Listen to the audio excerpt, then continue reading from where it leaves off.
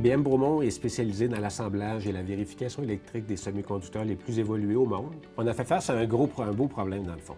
Il fallait qu'on triple notre capacité de production dans un secteur qui était déjà très manuel, pour lequel on avait déjà des signes de certains niveaux d'inconfort de nos employés. Fait que de façon proactive, ce qu'on a décidé de faire, c'est de mobiliser une équipe. On a fait ce qu'on appelle un Kaizen. On a demandé des gens de fabrication, d'entretien de participer. On a demandé des gens de support de procédés, support d'équipement, automation, puis sans oublier santé-sécurité, d'être présents à la rencontre et de nous identifier les risques et de nous soumettre également des solutions. On avait identifié quelques risques, entre autres un problème d'ergonomie au niveau des poignets lors du vissage, des dissipateurs. On a identifié le problème de bruit, puis à long terme pourrait créer un problème de surdité. Puis on avait identifié aussi le problème de hauteur de travail, le poste de travail pour les opérateurs. Premièrement, on voulait travailler au niveau des équipements. On a travaillé également au niveau des méthodes de travail. Ce qui est ressorti dans cette rencontre-là, c'est que d'une équipe à l'autre, et même d'un employé à l'autre, souvent on ne travaillait pas de la même façon. Fait qu'il y avait des meilleures pratiques qu'on s'est assuré de documenter et de répandre. Et on a travaillé au niveau de l'organisation du travail également.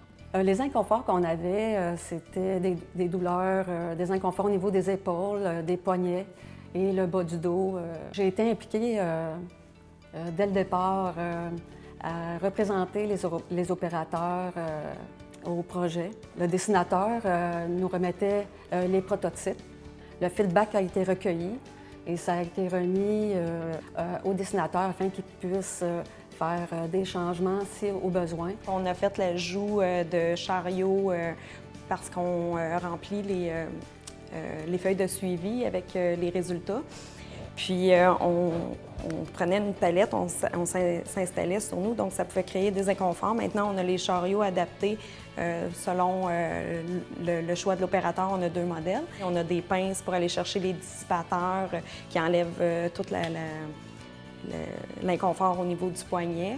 Pour réduire le niveau de bruit, on a dessiné des niveaux silencieux qu'on a pu adapter à chacun de nos types de serveurs. Quand le tournevis atteint son couple maximum, ça donne un coup dans le poignet de l'opérateur. Fait que l'anti-contre-coup, lui, dans le fond, c'est qu'il bloque le tournevis, fait que l'opérateur ne ressent plus le coup lorsque le tournevis atteint son couple. Les gens d'entretien devaient être penchés, puis parfois, quand l'inspection était plus longue un peu, ils étaient penchés longtemps. On a remplacé ça par une caméra numérique qu'on a installée avec un écran.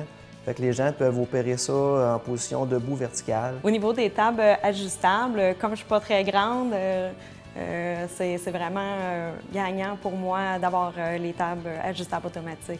Les employés identifient leurs problématiques, identifient leurs solutions, ont le support de leur direction pour mettre en place ces solutions-là. Donc, c'est valorisant pour eux.